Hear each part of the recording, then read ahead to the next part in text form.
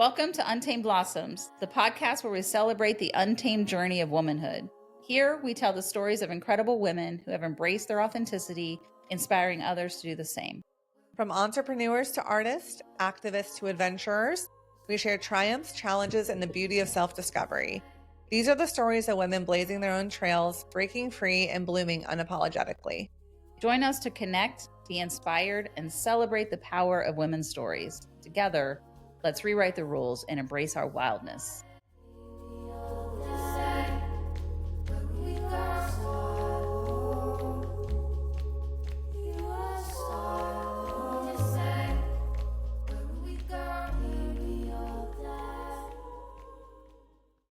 Welcome to Untamed Blossoms. I'm your host, Amanda Riley. And I'm Kryssie Riley. Welcome to the show. I just was getting done saying, I know you've been really busy today too. Yes.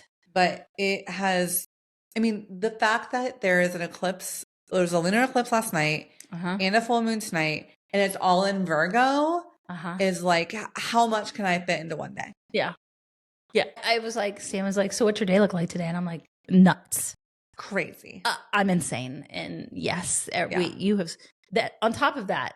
Like if you would see my house right now, you guys, if you would see the farm currently, it is what you're saying in life, like in real life form outside. It is the actual simulation of a Virgo outside. Oh my God. Trucks, haulers. I don't know what those things are called. There's food trucks. So there's restaurant equipment because we're restaurateurs. There's food trucks. There's smokers that have come back to us. We sold them and somehow they miraculously re-arrived. And then we are doing our driveway because we really needed to do our driveway. It's very muddy and because we have events here, parking becomes an issue. So that's got started earlier this week. And finally, some guy showed up to rescue us because we didn't know what we were doing and didn't really have the right equipment. And now he's fixing it for us. But we thought it was all going to be done before, our 18-year-old is having a big celebration with her friends for graduation tonight. And like their last hurrah. And there's going to be like 60 kids here. I'm like, where's everybody going to park? Yeah. So it's crazy here. There's stuff everywhere. We're trying to get it organized before the party, but it is literally, it looks like insane people live here outside today. Chaotic time. It's a chaotic time. I feel that in my soul. I'm not doing well with it. I'm not doing well with this chaos energy. It's causing me to be really. I wonder, maybe we could ask Sarah this. We're having a full moon circle tonight also, on top of everything else. I wonder if it's like, because we have Sagittarius placements, we do like chaos, like we're fine with it. But the richness of Virgo season, especially being in an eclipse in a full moon like this, like back to back, I wonder if there's some of that extra energy of like needing things to go perfectly the way you expect, like want them to be. Yeah. That normally I feel like you and I are much more like go with the flow. Who cares? Whatever. Yeah. But it's the energy of Virgo that's like, well, what the fuck? Right. This is not what I had imagined. It's like chaos. And while you're totally right, I am totally okay with some amount of chaos. It has to be controlled chaos. Right. And this feels a little out of control. Or fun chaos. Yeah, fun chaos is fine. Right. But when it's like a lot of moving pieces, uncertainty, like trying to control what you can control, it can be too much. Yeah, I'm feeling that today. And I didn't get up in time to come to the gym. Amanda and I go to the gym together and totally slept through every alarm. Dog slept an hour and a half past where he normally would always like clockwork, get us up to eat. Didn't do it. My husband is always up very, very early, slept until almost 8 this morning. Like it was nuts today. Nuts. But I'm glad to be here. And another my favorite part of the day. It's beautiful. 80 degrees today in Ohio in March. Wow. Yes. Crazy. I do feel like my mood the last 3 days, you guys, it's been nice and sunshiny here in Ohio the last 3 days. My mood has so dramatically changed as far as like just feeling like human again. I really am a true sun sign in that when the sun is gone for too long, it drains my soul. Yeah. Same. Today, for the first time in a long time, I got sweaty while I was helping stage a house. And I was like, yes. Yeah. Feel the same way. Yeah. I was like, this is a good problem to have. Yeah. So. I've been outside all day, every day, all week. I love that. Yeah. So Tuesday, Wednesday, Thursday. And then it's so interesting how when things astrology wise are really crazy, then the weather suddenly does the same thing. Like it's going to start being incredibly windy tonight. Right. And then potentially a ton of rain. Yes. Or storms. Correct. Which I'm not here for. Right. You don't like this. I hate storms. Over the next 24 hours. So it's going to be a wild ride. Yeah. And then the temperature drops again. It's not quite so warm on Sunday, but it's okay. I'll take 60 degrees in March. I'm fine with that in sunny. If it stays sunny, I'm fine with that. It doesn't have to be 80 degrees, but I just need to be outside a little more. But I've been grateful for these last few days. So yeah, totally. Yeah. Today I'm so excited. Kryssie Smith will be on the podcast today. Yes. She was a guest early in our podcasting career. And what is today? The 14th. So I think either the 15th or the 16th. I can't remember which day is her actual 2-year sober anniversary. Right. So Kryssie, and we're very proud of her. So proud of her. Yeah. Kryssie and I were the original club bangers together. We tore up this town. You guys would tear up and be the last ones standing. Always. We booed people at a wedding once as they were leaving to go to bed. So if that tells you anything about our drinking career together, it was long and successful. Yes. But you took the reins first, and then she followed suit after you did. Not too long after you did. Yep. I think really I got sober. Well, I did get sober in November after a wedding bender, as you all know. And I remember going to exchange gifts with her in December and asking if we could meet at a coffee shop instead of a bar. We always met at a bar. And remember like being anxious about that because like I knew we weren't going to have a long night. Right. Because we were meeting at a coffee place. Right. And I'll let her tell it, but I definitely know that she felt my vibe that evening of like, what is this friendship going to look like when I'm desperately trying to stay sober? Right. And all of our shenanigans have been really connected to drinking culture. So, like I would say that was in December, January or February. She started, talking to me about it a little bit. And then she got sober in March. So, yeah. And then your friendship, although it got, I don't want to, tense is not the word, but you could feel the shift, right? It's like what this is going to be if one of us drinks and the other one doesn't, because it's been so heavily focused on drinking this whole time. Yeah. That you guys navigated, I feel like, and Kryssie and you and I, we've been doing so much work this last year on ourselves and growth and really working on ourselves and being introspective, that you guys have navigated your friendship in such a beautiful way and really been mirrors to each other in certain ways on how you're showing up in relationship and what that looks like and how to have communication about that to fix it and or put your own boundaries in place to make sure you feel good in that relationship. Yeah. And you guys have really done a lot of beautiful work in your relationship to make sure that this long-standing friendship that you've had since college stayed steady. Yeah. And that's really beautiful. 16 years is a long time. Yeah. For any friendship, I feel like. And when you grow and change, it can be really, really tricky. And getting sober is can be a huge trigger for friendships and ending. Right. So yeah, usually that's the case. I feel like your drinking buddies don't make it past your first few AA meetings, you're like, we can't hang out. Yeah. So if you're following those kind of models, right? That's what they tell you. If you're not, even if you're just going rogue and doing whatever you have to, you just realize that I will either make it with this person because they're going to have to adjust or they don't want to adjust to me. And that's also okay, but we can't do the same things that we were doing. Right. So, we have to find new grounds. Yeah. Well, I can't wait to hear Kryssie's story. She's going to tell us all about her 2-year sobriety and the ins and outs of it and what she's learned along the way. Totally. Hello, Kryssie. Welcome to the pod. Thanks for having me back. Welcome. Yeah. I love your lipstick. Thank you. You look beautiful. I wore this on my wedding day. Nice. Oh, it matches the Untamed Blossoms neon sign also. I know. I love that. Feeling the pink. And it. So were you. You love our new uniforms? I do. This is how we can just not give a shit what we wear every time we record. Yeah, I love it. Which is great. Nice. We do have another pair. We do. I did try them on today to wear here. We're feeling it.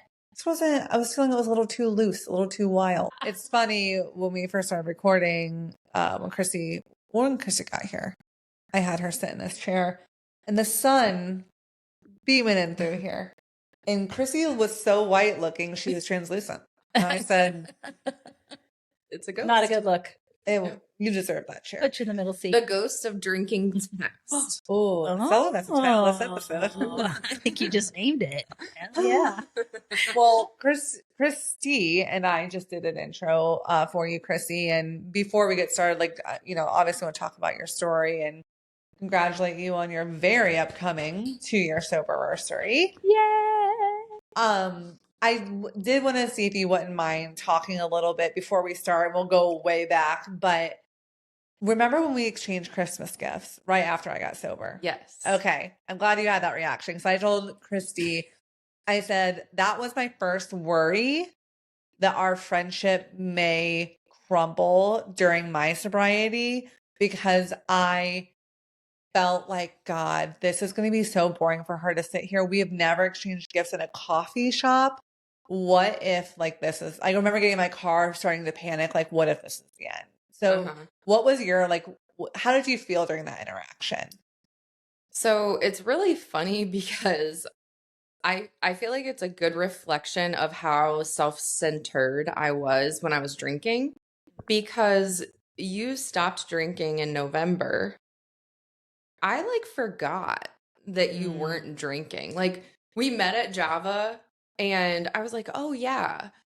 And it was fine. For me, I was like, oh, it's fine. I remember it was a very chaotic time in my life. So I remember there was a lot going on. And I remember basically trauma dumping on you the whole time. Now that I think about it, I'm like, that was a great Christmas gift. I was like, hey, here's a pair of socks. And would you like to have a therapy session with me for me? But I do remember it wasn't then. There was another time when you came to my house and we were watching the UFC fights or something. Yeah. And I remember thinking being very self-conscious about myself drinking. It was the first time that I had really realized oh, there's a difference here in our relationship and just what we talk about or don't talk about, or just how we were connecting. So I can picture where we were sitting at Java because it was very busy and we never sit where we were. We were never in by the window walk-through area. Yeah. Yeah, I remember that distinctly. It's when you stop drinking and you are still maintaining those friendships that were really saturated in you drank together. That's what you did together. That first separation where you do something very different. And for us doing that was very different. I just started to be oh God, she's never going to want to continue just meeting at a coffee shop, which is funny because now that's all we do. Yeah. Yeah. Yeah. I also think when we would hang out, I would be more sober curious. So I remember we went out for a friend's birthday, just the three of us. And the first place we went to, I didn't drink at all. Yeah. And there was another time, when you came to my house, you had brought some NA drinks. And I remember I was like, oh, can I try one of those? Yeah. So I tried to toe the line. I'm going to be a good friend and not drink while Riley's here. Right. And then, an hour would pass and I'd be like, I did my good deed for the day. I'm done. You're I did have a non-alcoholic beer and now I'll have a real one. Exactly. I'm got a little lavender taste in my mouth. I'll follow it up with Bud Light. It's just what I'd always wanted. I just remember Amanda being really worried about all of her friendships because all of them really from college were born of you being in this space of, and not you weren't friends because of drinking, but it was a big part of all of your lives, right? And so how is this going to play now to hang out with all of my friends and I'm the only one choosing not to drink, and how is that going to feel? How are they going to perceive me? What is that? And that's a real struggle, I think, with everyone. I'm sure you are going to talk about this in your story is how do you navigate those friendships? And we just talked in the intro, most of those don't make it. If you go to AA and these meetings, they tell you, you have to stop hanging out with people that drink, right? Like they're going to trigger you to want to do it again. And so it's hard to maintain those friendships. And I have to say that for the most part, most of yours have maintained intact. Yeah. Right? Like most of your friendship group has maintained intact through this transition for the both of you. And I think that's speaks loudly about the two of you. Well, really. we talked about this. We were the Yeah. I'm like, let's be clear here. We made fun of people when they quit drinking. I talked to her about the booing people leaving a wedding to go to sleep. I mean, we were the last people standing. Yeah, it was us. We were the problem. Yeah. The call was coming from inside the house. And that has been my major reflection, I think, is just knowing that for me, I had to be able to say, that's what I believed was true when I thought this. And now that I know that's not true, this is what I believe. And being able to you can change your mind. Like you can take back something you say. Yeah. And so I think so many people are afraid to say, I was wrong. But if I booed you when you left a wedding or any event, I'm sorry, I was wrong. If you said you weren't drinking and I gave you a hard time, I apologize. I was wrong. Yeah. But I think it's hard for people to do that. And that was one of the hardest things, is knowing, well, I've said all of these things and done all of these things. And so if I now I'm going to seem like a hypocrite. Yeah. If I quit drinking, what does that mean? It's like, well, it means you changed. It means you are a human. Yeah. And you learned something new and you took it in and you made a change. Yeah. Yeah. You grew. You went through a growth pattern, you know? And I think that's the biggest thing is when you learn about something that's not serving you, you change it. Yeah.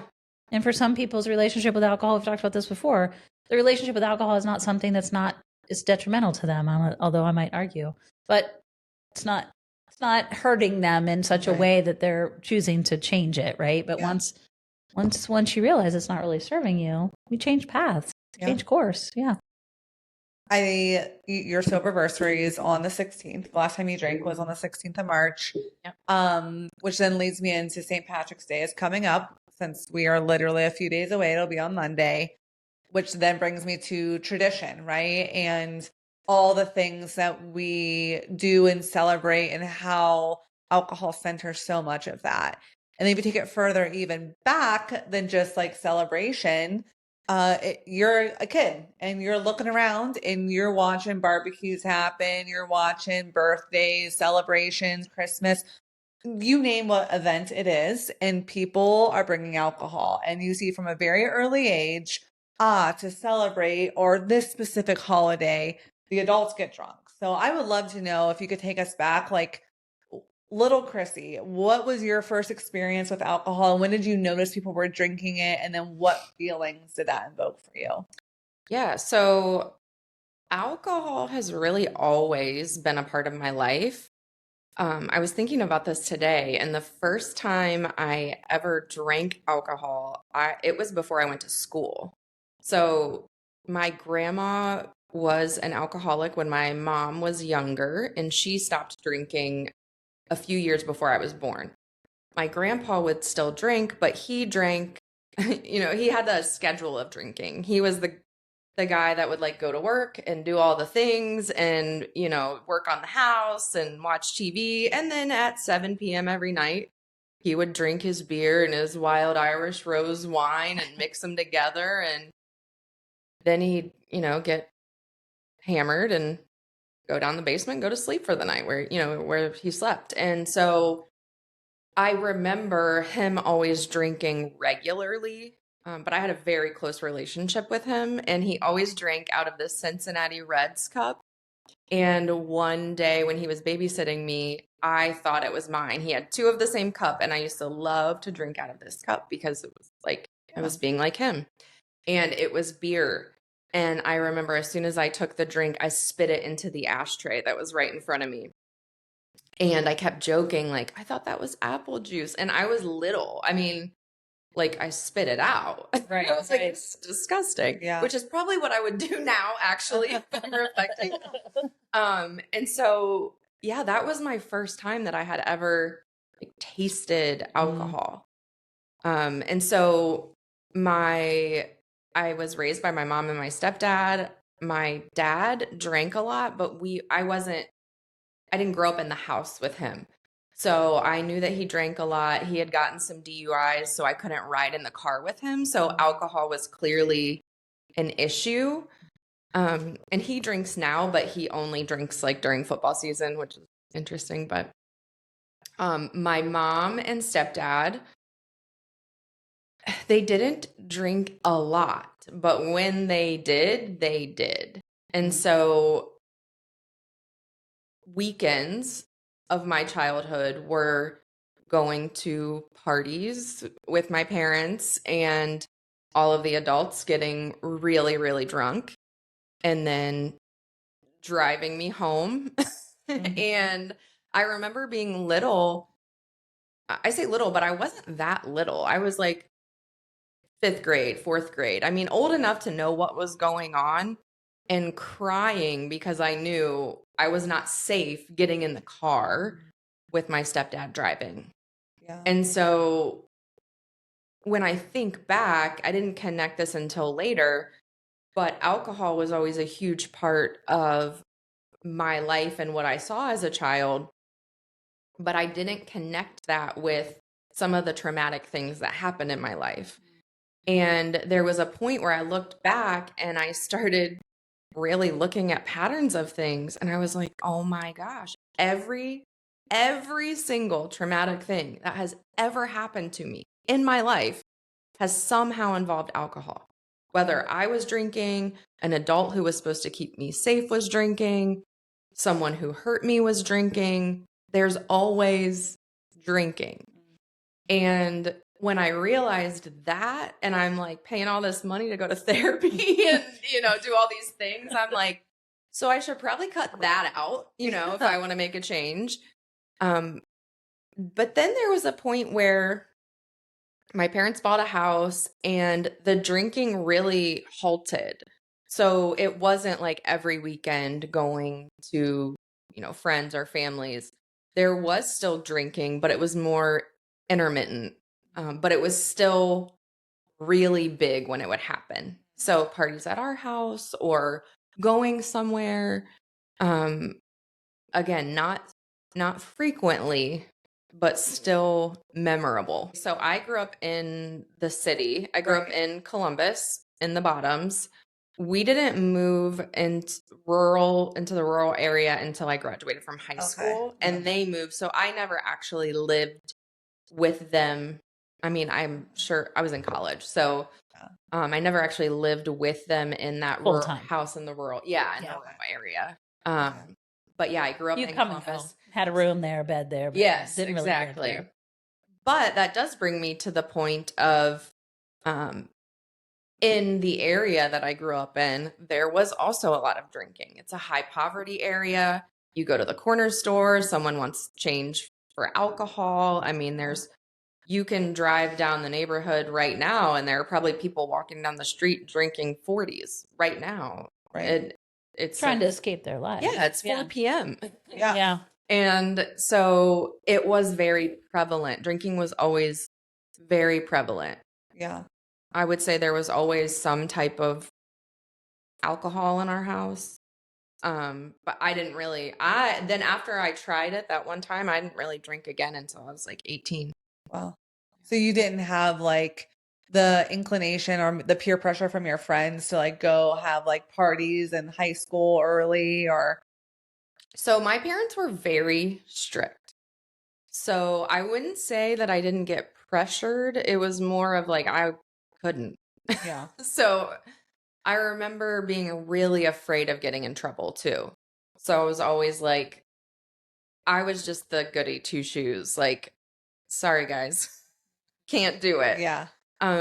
When I think about St. Patrick's Day though, it's kind of funny because when I was a senior in high school, I was working on a project with 3 of my friends and it happened to be St. Patrick's Day. We were filming a project and we went downtown to film it, and it was on St. Patrick's Day, and I had to be home by like 10 p.m. or something, and so did my other friend Michael, and it's actually, he passed away. Today is 16 years since he passed away, so it's like kind of weird that all these things are like coming up today, but our parents were so mad. His parents and my parents were like calling and leaving both of us voicemails like, you need to get home right now. It's not safe. It's St. Patrick's Day. You're out downtown. And we were legitimately working on a school project. But when I think about that now, I'm like, we were downtown at 10 p.m. on St. Patrick's Day filming a video for AP history class. And you were what, 17? Yeah. Yeah. Yep. That was bold and terrifying. I don't know why. Like, think about that now, and I'm like, wow. Yeah. Yeah. So you didn't really drink in high school, and you know, your parents and the way they raised you kind of put that fear in you, but you leave. Go to college. You go to college. Then what? I mean, I know what happened, but tell everybody what. You were witnessing. You saw many things happen. Yeah, so I left for college, and my first weekend there, I make friends and I go to a party, like my first night there. And so when I left for college, my grandpa was dying. Like it was going to be any day that he passed away. And so I was like, I'm not leaving this weekend. It was like a big thing. So I ended up leaving anyway. And that night I went out and I went to your dorm room actually. And I remember just being like, wow, everybody likes me. And like, I don't feel like self-conscious about anything. I'm just like, I was able to let loose and have fun and not worry about anything because I was always like very anxious. Yeah. And there was a point where my friend and I, who I had recently met, you were like sitting across the room on a couch and you were like, hey, you two, come here. We like come over and you're like, chug this. And like she hands both of us a beer. And I was trying to be welcoming. Yeah. And so I'm like, okay, I've never like chugged a beer before, but I wasn't going to say that. I'm like, okay, cool. So I start chugging. And first of all, I grew up in a high control environment. So you give me a direction, I will do it. I am a people pleaser. So the girl with me ended up throwing up on her pants and I immediately afterwards. Yeah. So I think that that's really when you liked me was I didn't throw up on she didn't even puke. Yeah, I didn't even puke. The girl puked immediately. And then at the end of the night, everyone was like sitting in a circle. And I just remember I held up my beer and like was trying to cheers or something. And I dropped it and it spilled everywhere. And everyone was like, I'm adding her on Facebook. And I was like, this is all I have to do to get friends. Yeah. And it was the first time that no one other than me was bossing you or telling you what to do. Or like you didn't have to like worry about if you said or did the wrong thing.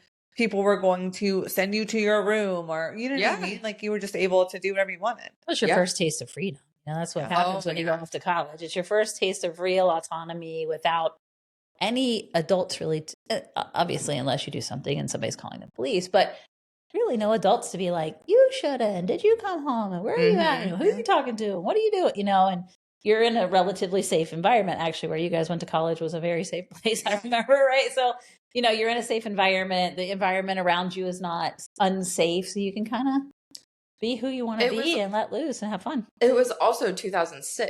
Yeah. So like when I got to college, I didn't have text messaging. So no one could be like my parents couldn't be calling me constantly, figuring out what I was doing. I mean, I was really like off the grid. Yeah. So it was definitely my first taste. But when I look back, I would have never described that as like, oh, my parents were so strict. And when I went to college, I like went crazy. I would have never described it that way because in my mind, I just did what everyone else was doing. And there were people that did way crazier shit than I did. Yeah. So I was we also were in a dorm room that entire night. Yeah, exactly. Yeah. We dressed up. Kryssie was wearing yellow heels, by the way. We'll never forget it. It was a whole thing. And because the next You'll morning, never catch me in heels again. the next morning I wake up and there's Kryssie, mummy pose style, on my couch with her heels hanging off the couch, sleeping. And I think that was what was scary and fun and weird all at the same time about going to a small liberal arts college like that, is that you didn't, I mean, we did go to bars eventually, but man, most of it was just dorm partying and apartment partying and house party. You didn't really do that. So it also gave you a false sense of security and safety because you weren't like downtown Columbus. And with you growing up so close to the city and being in dangerous environments, being in Tiffin, Ohio in a dorm room was pretty safe. I mean, it was like, for the first time in my life, I wasn't trying to stay alive. Right. I mean, truly. I grew up in a neighborhood where every single thing I did, I mean, to this day, when I open my car door, I lock it as I'm getting inside. Like, there are certain things that innately I just do because of the way I grew up and having to actually be afraid that someone might kill me. Yeah. And so I go off to college on this like small rural town, and I'm like, oh, yeah, I mean, come on. Like, Yeah. I couldn't even walk down the street by myself at home. Yeah. Per my parents, because they were very strict. Although it was not a great neighborhood. So, I mean, I understand why. So you guys, we know from Amanda's story that you guys had a great. Great. Yeah. From what we remember. Yeah. From what I can recall. From what you can recall. Right. At what point did you decide that this was it really through therapy, or was it one last time drinking that? So it's funny because we talked about this morning, and I was like, when I quit drinking, I didn't think I was quitting drinking. Yeah. I didn't think that at all. So Amanda had stopped drinking in November, and as we continued hanging out, our other friend Brittany, who's also been on the pod before, she quit drinking probably a year before you did, or 2 years. A year. And she still went to everything. Like, she's still at your bachelorette party, was like in the hot tub hanging out with us. She wasn't drinking. And so I remember when you quit drinking, I was telling myself like, well, Brittany still came to everything. So like, it's fine. I'm still friends with Brittany. And then I slowly started to realize like, oh yeah, no, this is like different, because I noticed that you were posting about not drinking more and you were sharing things about it. And I remember telling my now husband, like, yeah, Riley quit drinking. And at this time, he and I were both drinking. And I was like, she keeps sharing stuff about it. And he was like, why? And I was like, well, probably the same reason we all need to quit drinking. But at that time, I was just saying it generally. Like, we all know that this isn't great for us. It's not good for you. Yeah. I mean, I think in general, everyone knows when you drink an alcoholic beverage. Right. It's not great for you. Right. There was never a time where I drank an alcoholic beverage and thought, I'm the pillar of health and wellness. Like, yeah. You know, this is so good for my liver and my brain. Yeah. You know, I mean, as I'm like, oh my gosh, what if I die of cirrhosis of the liver at 27, you know? And so I just kind of said that flippantly. And then I was like, but I don't get like the whole, you know, making it your whole personality or something. Like, that's not what I said exactly, but I remember being like, you know, and I think about that now, and that was because I was insecure, because I didn't want to see what you were posting, because I didn't want to think about if this applies to me. Yeah. So it's like anything else, right? The thing that bothers you the most about other people is a thing that you're avoiding within yourself. Absolutely. Yeah. And I knew that to some extent, because I thought, I'm no different. We're like, I don't want to say we're the same person, but we are very much alike. And now that I'm not drinking, I'm sure people think that about me as well. Yeah. But now that I'm not drinking, I understand why. And I understand, you know, the light bulb that goes off when you realize how much you're harming your brain and your body. But there's that pivotal moment, and I want you to talk about that, where you're like you said, you're like, okay, I don't want to say I'm sober right now, like, but I am going to stop. So tell us about that. Like that day that you're like, okay, this is enough for me. And then like that little time afterwards where you're just like not really sure. Cause that's like a really weird fucking time. Yeah.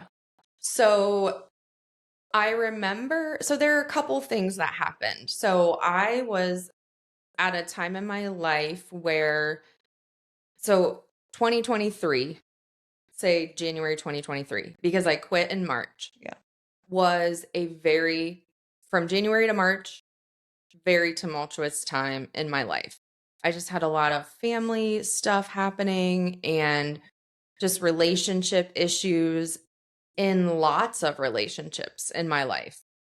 And I was drinking very heavily, very often. And you had a side hustle too, which really promoted Yes, a lot of that chaos. Yes, I was also in an MLM, forgive me, and I was very much on. Forgive us all. Yeah, forgive us all. Look at the three of them right now. Yeah, I was very much on the hamster wheel and couldn't figure out. I didn't want to get off. I just wanted to figure out how to manage the wheel. Like I was like, life is chaotic and I hate my job. I was in the classroom at the time teaching second grade. I felt very overwhelmed all the time. It was almost as if I had just come off of special assignment for 2 years where I was developing workshops for teachers and leading workshops for teachers. And it was very much a calm career path comparatively, because when you're a teacher, specifically second graders, are you kidding? I mean, it's like you're wiping. It's like throwing you into the trenches. Like you're in the trenches, you're wiping noses, you're doing all the things. And I knew that I was not the way I needed to be there for my students emotionally and mentally. I was doing that because I knew that's what I needed to do, but then I wasn't able to do that for myself. So I was going to work every day, giving everything I had. And then I just decided, okay, then I will just not do any work at home. Like that was my solution. Well, then I realized that teaching is an impossible job if you decide you're only going to do it during the hours that they pay you. Right. Despite what people might think. So to do it well, it does take preparation and, thinking about what you do outside of the 8 hours you're there. And I talked to you about it and you were like, take action for 30 days and just see what happens. So I naturally started applying for every job I could find, right? That's me taking action. I'm like, all right, new job. And you also and meanwhile, I'm drinking myself into oblivion every night. Yeah, seriously. But you never suggested that I quit drinking. No, that wouldn't work from a very personal standpoint. Like you were never like, you know what? You might want to think about, how you're hungover every day. I was just like, okay, I'll start taking action. But you also said something else that was really impactful to me, because I kept thinking, I can't quit this job because this is like what I do.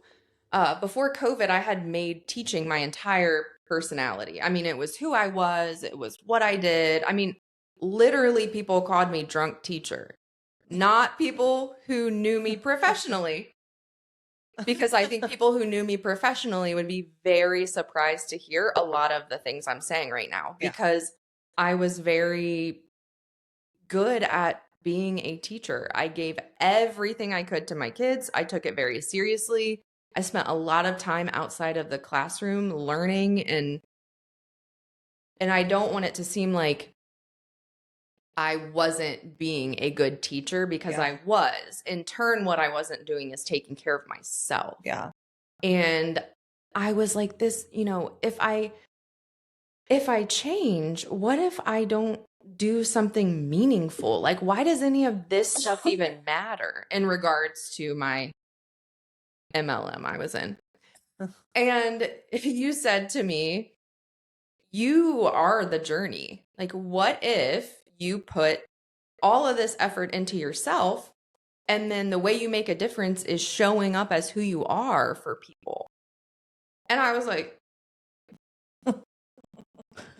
that's weird. But but our entire culture has been teaching me my entire life that what I do for a living is who I am. Yeah. I'm all wrapped up into this entity that is our careers. And thankfully, I know a lot of negative things happened during COVID, but one thing that happened for me was I had to figure out what am I I'm not a teacher. And then I went on special assignment, so I quite literally was not a teacher anymore. And so I had kind of like 3 years to figure out who I was other than teacher, but I put that personality into more work, like what I did, what I produced, what kind of results I could get. And so when you said that to me, I was like, okay, well, like, what would that look like? Like how did you think she had lost her mind when people say stuff like that? Because I feel like when you hear a profound, it's like especially from me, your drunk friend from college. I mean, can you imagine? You hear it in the most random place. I feel like this is how I've experienced it, right? Is that you're totally not expecting it, whether it's from a friend, fucking somebody on a podcast, a random grocer says something to you, and you're like, wait, and your brain is like scrambled for a minute because it's like it's busted you out of your current enamorment, because we're enamored with what it is here and we can't get outside of our own way. And when somebody says something, it's like it busts open a window and you're like, there's things outside of that, like outside of our scope, right? And we just get so stuck in that. And when somebody pops it open, you're like, wait, and you're confused for a minute. And then it's like the most profound shit because it literally has busted you out of your bubble. And I think that that's really powerful when that happens, right? And but it takes you a minute, and it's not always like it changes your life overnight. You have to really figure out what you're looking at, right? Yeah, I shift the perspective. I don't think in that moment I knew how impactful that was. Right. I come back to that a lot when I feel like when I can tell that something isn't going the way I want it to go. I just think, am I trying to push this or make this happen? And like, really, I need to come back to me and what I want and who I am, and everything else should come naturally. And I know that sounds really like maybe cliche, but has been very true for me that if I am focusing on truly what I align with, things feel natural to me. I didn't know at the time that that's what that was going to mean for me. I remember just thinking like, okay, well, what would that look like? And so immediately I'm like, new job, that's what it looks like, right? So I will fix this. Yeah, I'm like, I got this. Yeah. New job. Okay. So I started applying for jobs, don't get jobs. I had like an interview and I was just like, do I really want to get a new job and like start something over? And I'm so overwhelmed with life. What if it's not my job? What if it's just the way I'm living my life? Like then I started going like, well, what if I make a rash decision and quit this job and this isn't even the problem? Yeah.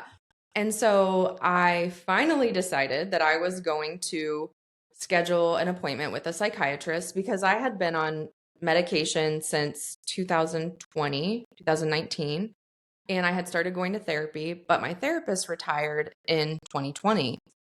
And so I hadn't been back to therapy since. It had been something I'd been saying like, oh, I'm going to get back in. And so I finally scheduled an appointment with a psychiatrist to get my medication figured out because I knew something just wasn't right. And so I told myself, okay, well, I can't quit my job until I meet with a psychiatrist and we get my medicine figured out, because it's not fair to me, to myself, to make a decision like that when I know that maybe my mental health isn't where it needs to be. So I used that to leverage quitting drinking. In my own mind, that's what I used, was that psychiatry appointment, which was in April. It was like mid-April, I think. And so one day, March 16th, I had like the worst day. I remember my husband was out of town for something. I don't even know. And I was on the phone all night long, like hours with different people, just rehashing all the shit in my life. And I'm talking like childhood, just all this stuff. Like I was like playing investigator. And the next day was St. Patrick's Day. And I was like, you know what? I'm going to be a good friend. And tomorrow I'm going to go out with Riley. I know St. Patrick's Day is her favorite holiday. And I'm not going to drink. So I was like, you know. Yeah. Because I was real worried about that. Yeah. Because I had stopped drinking in November. So it was my first St. Patrick's Day. Right. And I did not want to be sitting at home. I was terrified of having to sit at home. So I like asked literally all my closest friends to please go out with me and not drink. Yeah. Because I was terrified. But I don't even know if you had said, I think you like invited me and I was like, oh, I'll see how I feel. And then I think I texted you late on the 16th and was like, hey, I am going to go with you guys tomorrow and I'm not going to drink. And I ended up going. And I remember we had a terrible time. Like, turns out St. Patrick's Day when you're sober is not fun. Yeah. And I remember we got there, like we had to work that day. So we got there later and there was this guy that was like drunk and I could tell he was trying to antagonize us a little bit. And I do not play that. And so I'm just sitting there like wishing that this man would come over and touch my food because I was like ready to lose my whole mind. And I remember thinking like, I hope I don't act like this when I'm drunk. Oh, I absolutely did act like that when I was drunk. But I remember leaving there being like, okay, I enjoyed our time talking and hanging out with each other. We didn't enjoy being at the bar around all of these annoying people. And I remember thinking like that wasn't so bad. And the bad part was when I actually sat back and started observing people. And I say this with the most compassion and no judgment because I absolutely have been that person. Many, many times. More times than I can count. But I remember thinking like, I don't ever want to appear this way. And I remember thinking, this guy is trying to be like Joe Cool. Yeah. And I don't ever want to be in a situation where someone is treating me like this and I'm so drunk that I don't even know that someone's like trying to antagonize me or steal my food off my plate or. Well, and the problem with being the ones that are always the drunkest, longest, and fastest, like we were, was that you don't really get to experience drunk culture from that perspective because you're always the ones in it. Yeah, I was never the DD. Right. Like we were the ones that were like, how can we figure this out so that we contribute enough that we don't have to contribute the responsible things? So we would contribute by buying the drinks and bringing the fun things, and you always hosted, and I don't really know what I did. Now that I think about it, entertainment. I brought the entertainment, yeah. But it was very eye-opening. And then I remember saying like, oh, okay, that was even admitting this out loud. That was the first day I had gone full day. I had gone without drinking like 24 hours. And I mean, I couldn't even tell you. Yeah. And so once because you were getting to backtrack a little bit, you were so stressed about things that you were drinking beers like every single day after work. Oh gosh, yeah. I mean, I'm a teacher, so I would leave.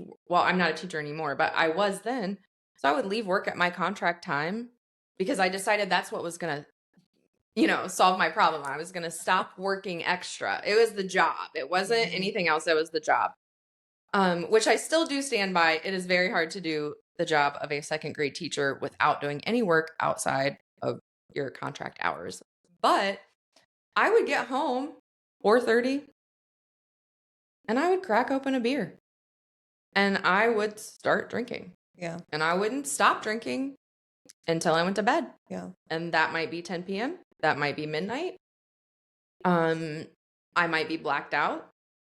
I will say one thing that I really knew needed to change was it got to the point where every time I was drinking, I was like blacking out to the point where I could not control my emotions. And this is how I felt overall. I think this is one thing that I forget about that was a real driver for me, was that I felt like I had no control of my emotion regulation. And I was teaching second graders. And like, it was the point where. While you were drinking, or the next day, you mean you couldn't control your emotions? Both. The whole time. Yeah. So I would get hammered and then like trauma dump on my husband and not even remember it the next day. And he's like, do you remember telling me XYZ? And I'm like, I told you what? Or I would say, I'm going to tell you this thing that happened. And it is like, I never told anyone. And he's like, okay. And I tell him, and he's like, you told me that 3 nights ago. And I'm like, what? So then I start thinking, who else have I told these things to that I haven't even said out loud to myself, but I get drunk and I just let it go. Yeah, let it go. So I was watching second graders during the day have trouble regulating their emotions. And I was doing all of the things for them, talking them through it. I was so patient, so kind. And I would think like, I know why I get it. You know, sometimes I want to throw my iPad against the wall. Sometimes I want to crawl under the table and cry until someone talks me out. It's me a lollipop. Yeah, exactly. And I was like, wow, I can really relate to how they're feeling.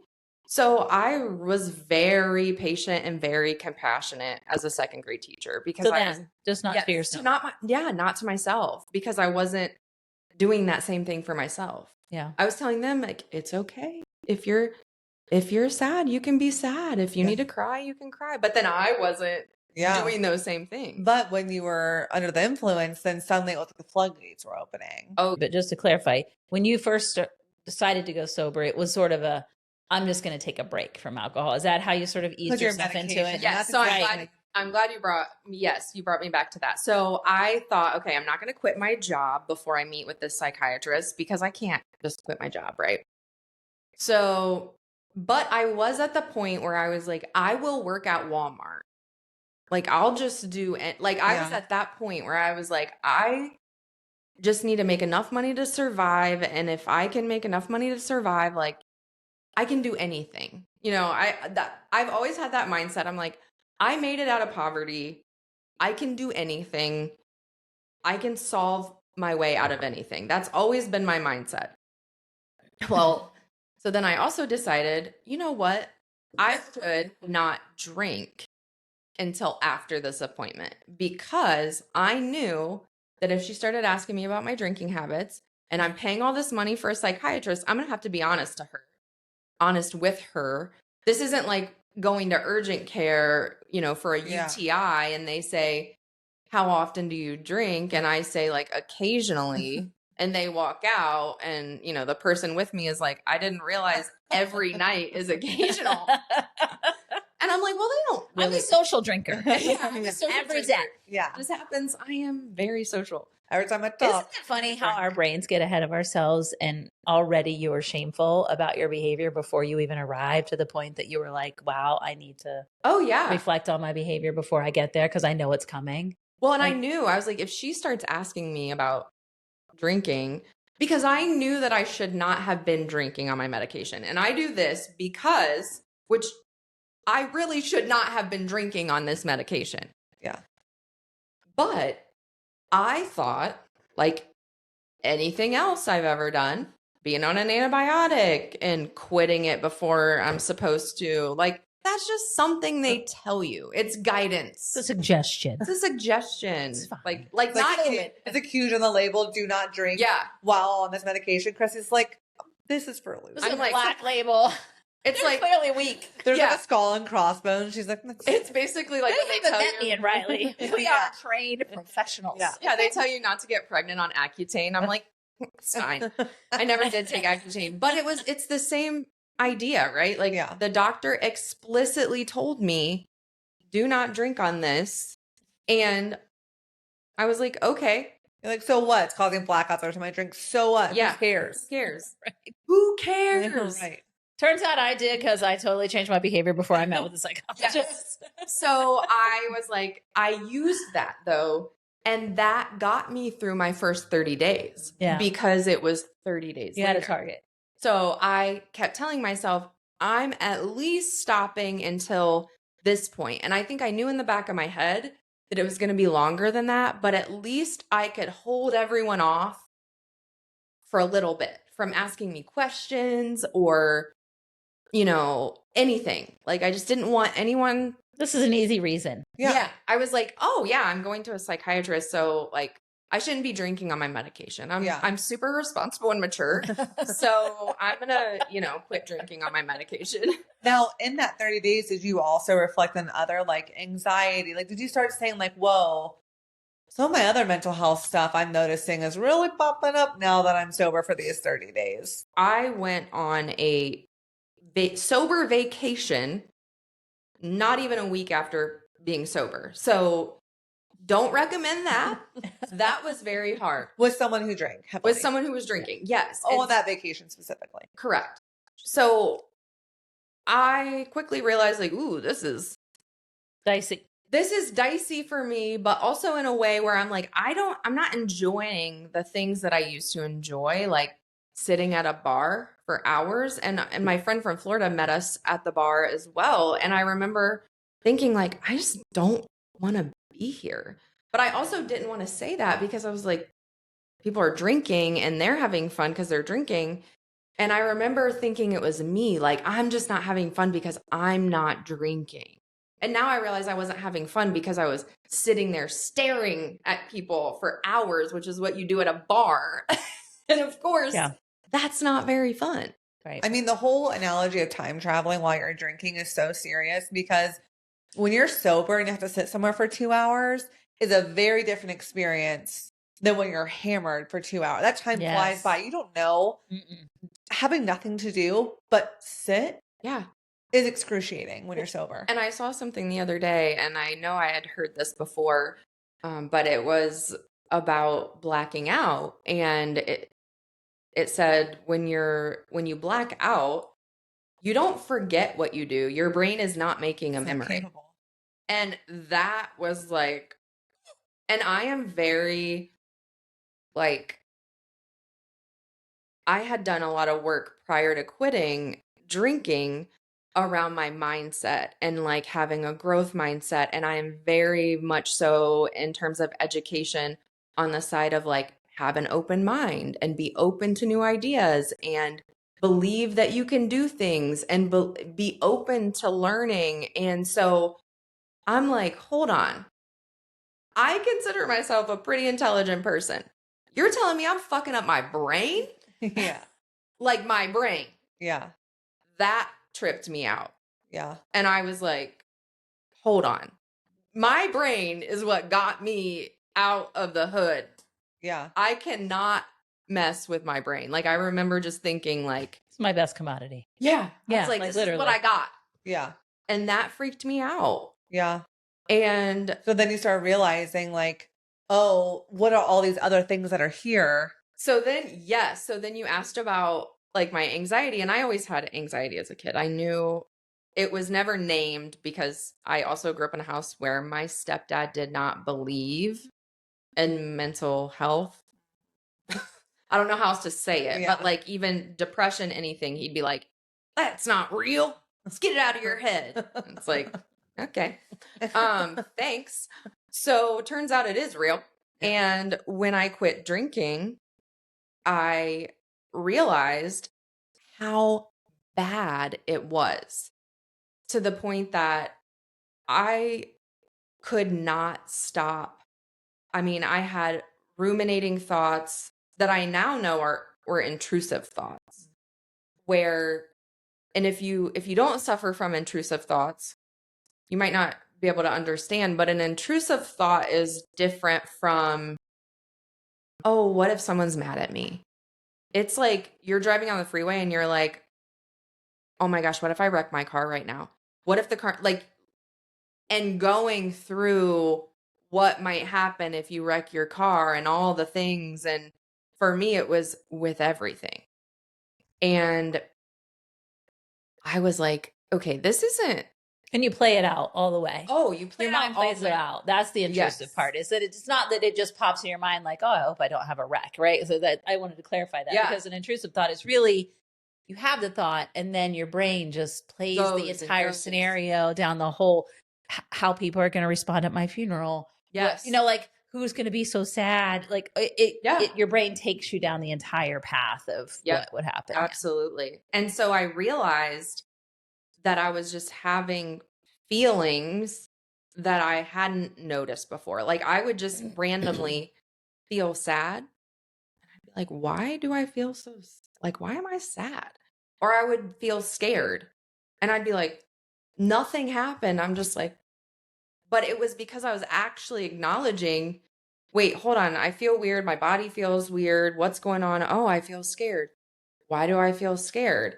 And like one of the things I learned is that it is actually in our DNA to be scared and have anxiety because that's to some extent what has kept us alive to this point. If we think about, even caveman days, like a little bit of anxiety is what, keeps you in the cave. Yeah. What kept the species alive. Yeah. And so to some extent it has served me. I didn't realize how bad it was until I stopped escaping it. And now I'm like, when I have an intrusive thought that's really bad, like I had a knee injury, and that was actually what really, I've had an ongoing knee injury. And if you've never had a psychological sports issue, man, it's crazy.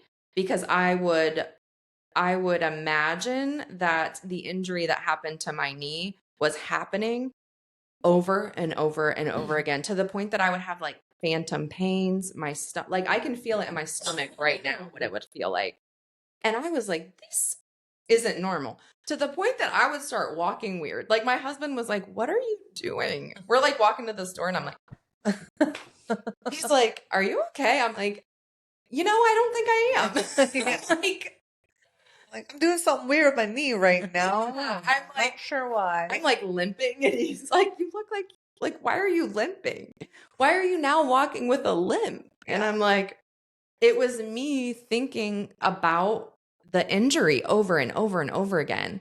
And to the point where like I now know that it's OCD, and I would literally like check my knee, and I'm still working through that in therapy through EMDR. But I would have never realized that had I not stopped drinking, because I'm like, yeah, no wonder I was drinking so much, because no thoughts were going through my head. So now it's quiet.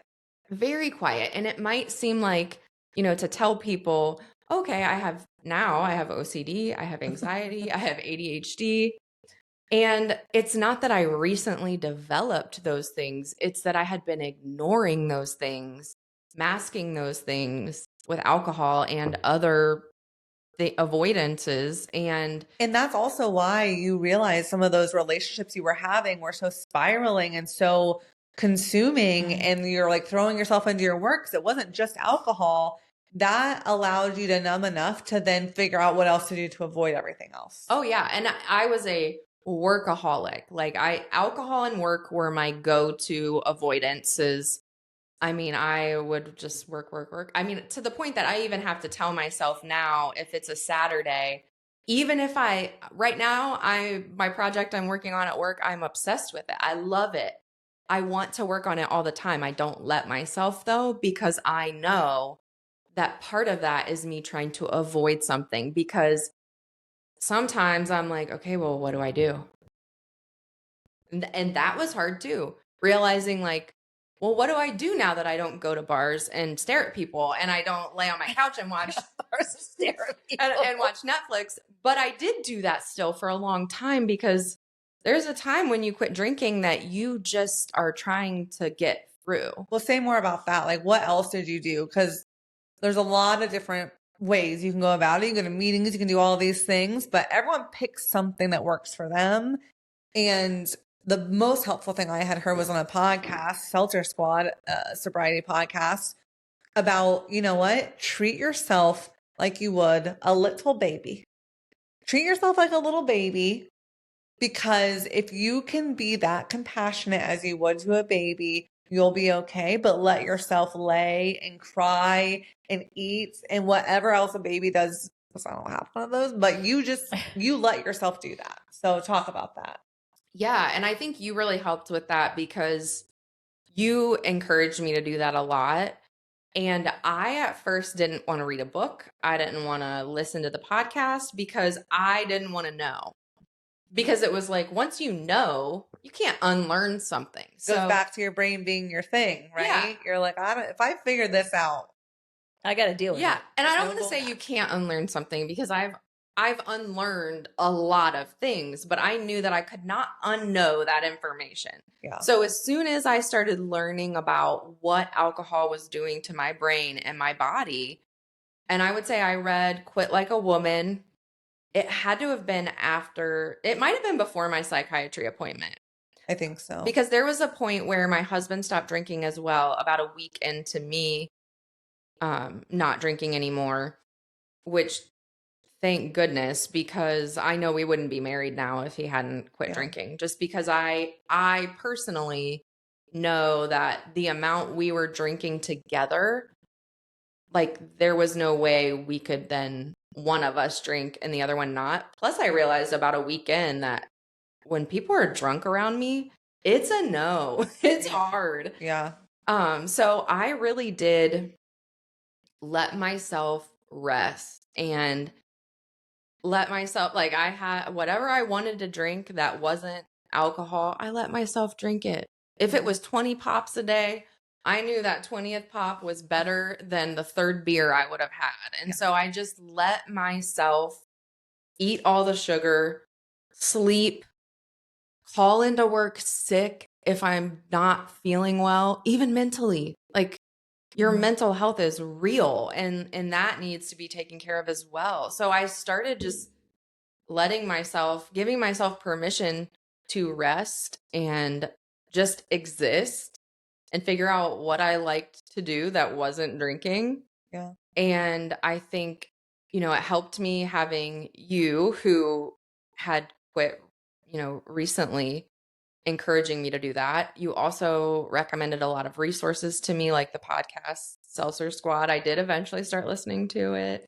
Once I listened to Quit Like a Woman, I was like, yeah, I'm done, because I have always considered myself a feminist. And once you really when you're able to really look at things big picture and you think, oh, if they keep me drunk, they can control me. No.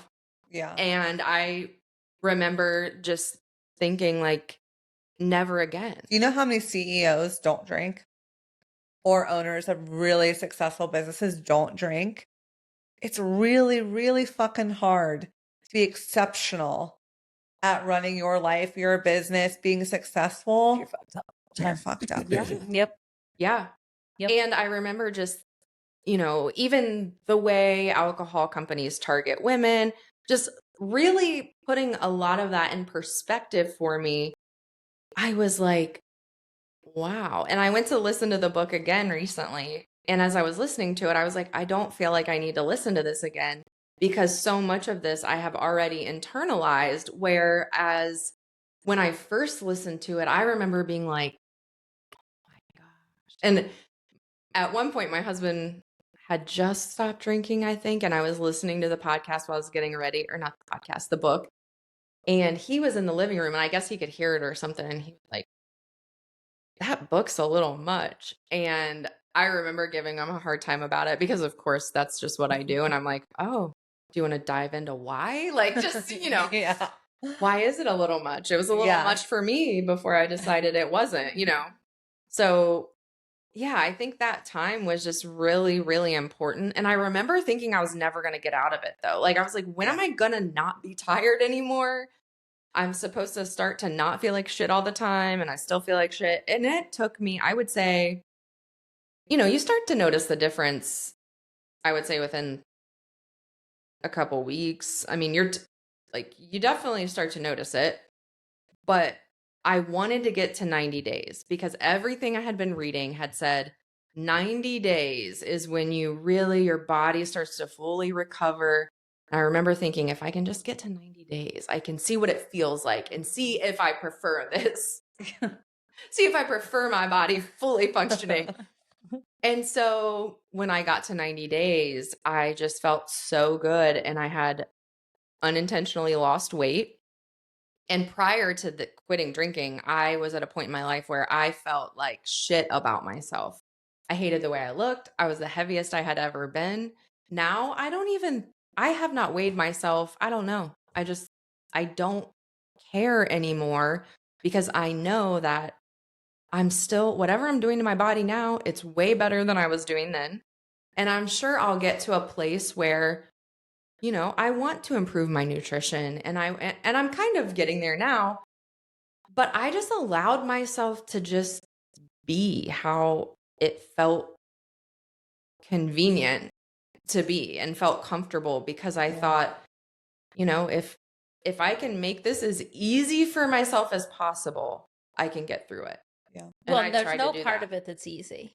There's zero part of it that's easy, right? Like, and I have not had to go through that process like you guys did, but commend yourselves for the fact that it's really fucking hard. And the percentages of the people who fall off of the wagon and go back to drinking because the mental load, and what we're really dealing with is trauma and mental health. That's the number one reason people drink, right? Is that you have a rough day and you're like, fuck it. And today in the full moon, I'm telling you, and halfway through, like, I want to drink so bad. Like, a bottle of wine right now sounds great. But before you even have that, you've probably seen 5 people that have said, "How's your day?" And you're like, "Oh, I need a drink," or they've told you need a drink. So you already have that. It's Friday. It's Friday. It's Friday. Can't wait to go out to the bars tonight and drink. Right. So it's so indoctrinated into our culture, and really, it's the mental health piece of it. And you touched on it so brilliantly, but I wanted just to double back and say that's really the hard part. And so when you say I try to make it easy on myself the other ways, what you're really saying is that I focused on my mental health. I focused on my mental health, and the other shit didn't matter because I knew that my mental health was my priority in order to stay sober. And addressing that is hard as fuck. Yeah. And in the middle of all of this, you started joining, as we all did, this whole movement of self-discovery through human design, and you did Reiki, and you went and got acupuncture. And so on top of everything that Kryssie just mentioned, you started to dive in even more than just therapy to figure out holistically what you can do to get to know you better on top of all of that. Right. Yeah. And so I went to the psychiatry appointment, and the psychiatrist recommended, I was on a wait list for therapy through the psychiatry office, and it just wasn't working out. It was taking forever. And I was just like, I can't really wait any longer because we're regulating my medicine, but I've got to go. And so I started therapy in July of 2023. And that, I think, just the combination of everything. And I don't even talk to my therapist about drinking. That's not even something that comes up. I never had to work through that through a therapist per se. I didn't, I don't go in and just think it's so hard for me to not drink because, there was so much going on that everything else is much more a priority. But the flashbacks be flashbacking, because when you said, whew, man, there are times where I'll just be sitting there and a drunk version of myself at a bar will pop in my head, and I will just don't even know her. And then I'll see someone that I know from my past when I was drinking, and I'll just think they don't know me anymore. And I have to be okay with the version of me that they do know, and knowing that that's just not me anymore. Yeah. And so I think, had I not been drinking, I don't know what else I would have been doing. And so I don't want to say I don't disregard that whole time, although I do grieve for the time that I know my brain was not making memories. I also know that I was doing what I had the capacity to do at the time. I think that's the biggest myth of being an alcoholic, honestly, is that you have to hit rock bottom and you can never get your life back. And that's when you know. Yeah. You're in a dark room with coffee and cigarettes, and that's when you know you're never getting it back. Yeah. But that's not really, especially how women experience understanding they have a problem. Yeah. And I think the thing that's hard with that too is you imagine that everyone sees your rock bottom. And when you're in the throes of addiction, no one sees your rock bottom because you hide it because you're ashamed of it. Yeah. So if you're just waiting to hit rock bottom, you might end up in the hospital before you, because you're just going to keep avoiding talking about the things that you're ashamed of. Yeah. And I think that's one thing that I'm very open now because I don't have anything to be ashamed of. Anything I've done, I did it. Yeah. And that's embarrassing. Like, you know, got a lot of stories about embarrassing things I've done. So glad there weren't videos back in the day. There were cell phones with cameras. Yeah. Oh God. So glad. Sometimes like I'll go back on my phone. There's like a video of something and I can't bring myself to watch it. I can't. Sometimes I'll just delete things because I'm like, why? Or I'll watch a video and I'm like, I think the thing that's hardest for me now, there are two things. One is every now and then I'll get this feeling in it. Usually when the weather starts to get nice, it's warm, or I've had a really hard day, or, you know, the government's falling apart. And I'm like, gosh, I just want to get hammered and just let loose. Forget about it. Just let loose. And I think, okay, I know what that means. I want to be reckless. I want to not deal with what's in front of me. And the knowing of I'm never going to do that again is hard. Yeah. To go, oh yeah, I'm never going to just go out and do whatever the fuck I want because the next day I won't remember it.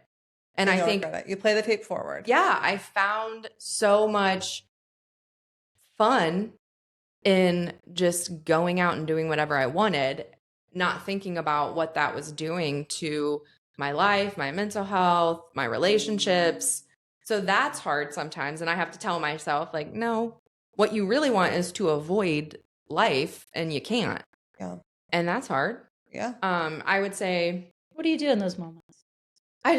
I play the tape forward. I think, okay, if I drink, then what's going to happen? Say I drink and I let loose.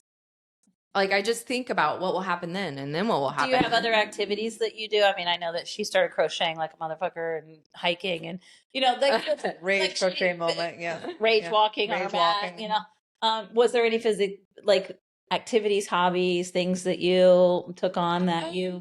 I feel like I do a lot. I dabble in a lot of different things. In those moments, I really try to just sit with whatever is happening because I also don't want to continue down the path of avoiding it. So typically I am like, no. You write a lot though. I do. I write a lot. I typically I'm very honest with myself about like, nope, that's not what you want to do. You actually, it's that feeling of that freedom feeling of like, I'm going to go out and I'm going to have fun and I'm going to like act crazy and I'm going to flirt with all the guys. You couldn't fucking pay me to go into a bar and talk to a guy that I don't know now. Yeah. I have no desire to do that. And it's not just because I'm married. It's because I don't want to do that. Yeah. And I think about all the times that I listened to people yap that I don't want to listen to or entertained someone, especially a man that I didn't really enjoy being around just because I was drinking. Yeah. Well, there's something I want to ask. So yesterday I went to an event at the organization that you work for, and I listened to the speaker talk about something her father had said about ripples, and it's all in the ripples. So can you share with us maybe someone that you feel, or you don't have to share who they are, but talk to us about that experience of someone saying, hey, I decided to look at my drinking because of you. Because I think that's another thing that really can keep us grounded in sobriety is when we help someone else by the ripples of our actions without us maybe even knowing, and help them take a look and maybe take a different course. Yeah. So I've had a couple people who have reached out to me and asked me questions, but there were two people specifically, one person who I know is still not drinking, and she just one day reached out to me on Instagram and was like, "Hey, why'd you quit drinking?" And I'm very open, and I talked to her about it, and I've been checking in with her, and it really is, for those times where I'm like, do I really want to share this? Because what if someone thinks I'm making it my whole personality, which now I don't give a shit. It's better than the other personality I had. So those things really help me really stay in what's true to myself, because part of what that speaker also said was that when you follow the path where you feel the most passionate or creative, that's when you're actually doing what's natural to you, and that's when you have the most ripple effect. And I thought, wow, that is just, it's like she has been in, some of our circles, or like, I'm like, she's doing human design work or what? Because it was a total moment, like full circle moment of just being like, yeah, that's so true. That if you are really leaning into what is true to you, it does feel natural. Which has landed you into a blogging space. Yeah. Because you found out during human design that you're a projector, which means that you're here to spread the word. Yeah. Yeah. And so I've always enjoyed writing. I think that's one thing I got back to when I stopped drinking was I have like journals everywhere, all over my house. Like I brought two with me just in case. Like I have notes on my sobriety in case I forget anything. But I started right around this time I stopped drinking. So my first journal entry is from March 5th of 2023. And if I look back at it, sometimes I look back and I'm just like, oh my gosh, I was like, life is chaos. I can't control my emotions. Like just all of this like dump. And it's been nice to be able to go back. And I feel sad for my younger self that I had all of this writing and I just destroyed it because I was embarrassed. Like poems that I wrote when I was like in middle school that I was like, I would never want someone to find this. This is mortifying. And it's like, that's not embarrassing. Like, why would that be embarrassing? Yeah. And so that makes me sad, but I'm just trying to get back to writing. So I did start a blog.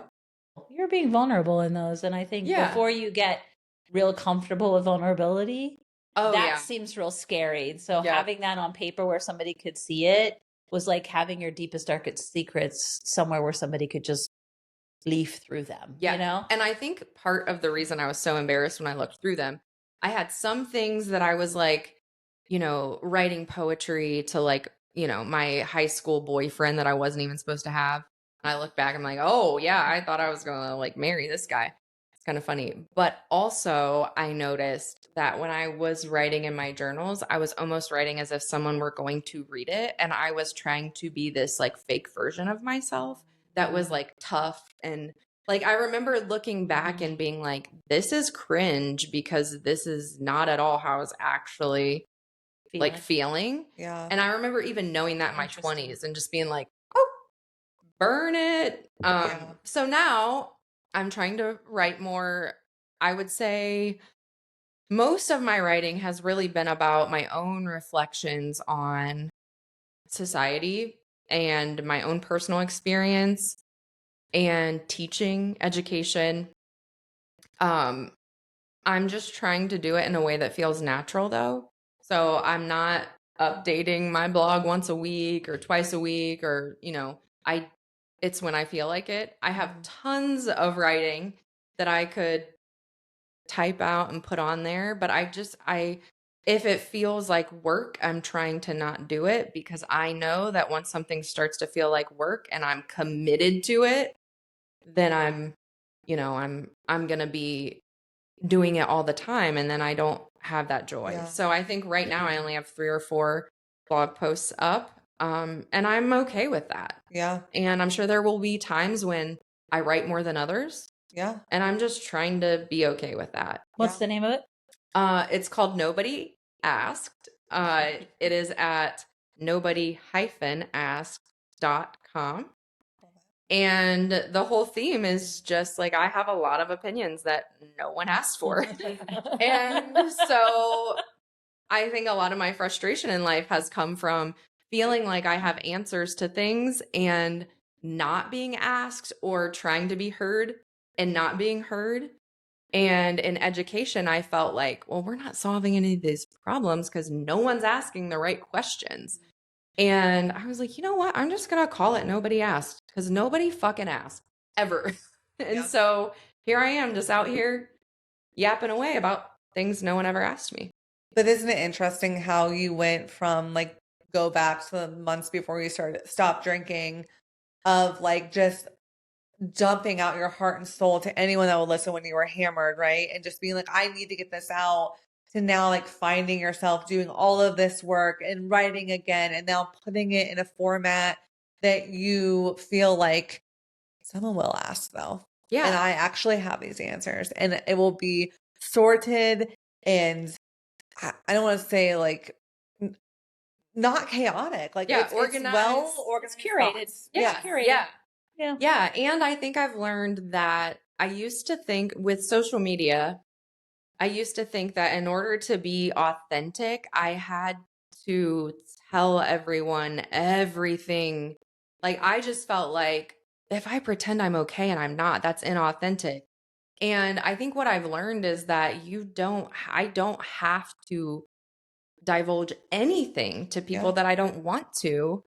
And if they choose to believe that I'm inauthentic because of that, that's their business, not mine. And I think I used to overshare in an attempt to make other people feel comfortable. And what I've realized is like, I don't need to do that. I don't need to share on social media about the struggles that I'm going through so that other people can see them and heal. If I want to do that, that's fine. But I need to heal me before I'm out here like, you know what I need to do? Tell everyone. I was like, don't do it. Yeah. I was like, you know what I'm going to do? Tell everybody. Like, just, you know, it's wild to think about. Like, I would be like, I'm going to post this on social media. And it's like the worst thing that's ever happened to me. It's like, yeah, no, maybe I should talk to my therapist about that first. Integrate it into self before projecting it out. Yeah. And I was definitely like, there's a line for me. So but you're still learning that as a projector, and like where that feels good and where it feels bad. And, you know, like we learn all the time about being manifesting generators and knowing when like we're doing too much because it's almost impossible to tell. I have to think that being a projector is that exact same thing. Just because you can doesn't mean you should. Absolutely. Right. And that is something that I have to tell myself a lot. Yeah. And the one big thing that came out of me not drinking is realizing that I do not have to solve everyone else's problems. And my favorite question to ask myself is this your problem to solve? Because I always just felt like if someone came to me with something, I mean, it could be in the middle of your day and you're like, oh my gosh, like my shoe broke. I'm like, well, I'll go to Meijer and get you a new pair of shoes. Where are you? Like just really random, putting myself out there in ways that, but I understand now I was trying to seek connection, and I'm sure I was insecure in my relationships because I wasn't being authentic in who I was because I was drunk all the time. And that showed up in me trying to be a reliable friend in other ways, or a reliable daughter or girlfriend or whatever that may be. When you like reflect and realize you can't show up for people the way that you want to, then you start panicking and will throw anything at the situation to be like, well, at least I did this. Yeah. I'm like, well, you have a new pair of shoes coming from Amazon right now. And you're like, oh, okay. And I'm like, wow, you could have just came to my whatever last week. New shoes. You're like, I'm working from home today. Yeah. Well, they're slippers. Well, I wanted to ask, like, can you share some of the most like inspirational or just like things that through your sobriety that you were like, these people, maybe women, maybe not, have really helped get me through this time? Yeah, so I definitely would say the author of Quit Like a Woman. Is that Holly Whitaker? Yes. Yeah. Holly Whitaker, and her book just really, really, really helped me a lot. So that's one. I would say you have been a huge support for me, and even just like I would have never gotten sober if you didn't get sober. And you're like, yes, you would have. No, I wouldn't have, because again, we were the problem. Yeah. So I think that, you've being a couple months ahead of where I am, it's nice to have your perspective and also to know what was helpful for me so then I can help other people. Mhm. And I think that's part of the reason I try to be so open, is because I want other people to feel comfortable asking me questions like, why did you quit drinking? Yeah. And so I would say that my third one would be the person who reached out to me recently or a few months ago about no longer drinking herself. And I just think it's such a brave thing anytime anyone actually leans into that question of, do I have a problem, or is this serving me anymore? And when someone's willing to lean into that and just try to see and figure it out rather than ignoring it, I just think that's really, really brave. And I admire that people are willing to share that with me and then say, like, you inspired me to do this. I was curious about what you were posting. And a lot of people know, me before not drinking. And I'm quite different. So I think, I forget. It's been 2 years now. So I forget what it was like then. Like those hard times where you're like, God, I want to drink. And so, she reached out to me like, I'm going to my first event, my first girls' night without drinking. And, the next day I checked in with her and she's like, my friends had NA drinks for me. And it was just, I just was like, I'm proud of you for telling your friends that you're not drinking, and she said she told them, hey, I'm not drinking right now. I just need you to support me in this. And I wish that I would have set that boundary. Yeah. And I just think it's admirable that so early on she did, because there were definitely people in my life that I had to check. Yeah, for sure. People that it was hard to check. Yeah. And so much of drinking is the habit of drinking. I would even realize it. This is when it got bad too. When I would get home from work and I'd crack open a beer and I'd be like, this doesn't even taste good. I don't even want this, but I want this. Yeah. And so it's that habit of, you go to a show. I remember I went to a show early on at one of the Columbus theaters and they didn't have any NA options. And I was like white knuckling it the whole time, because it's like, how can I sit through a play with no beer?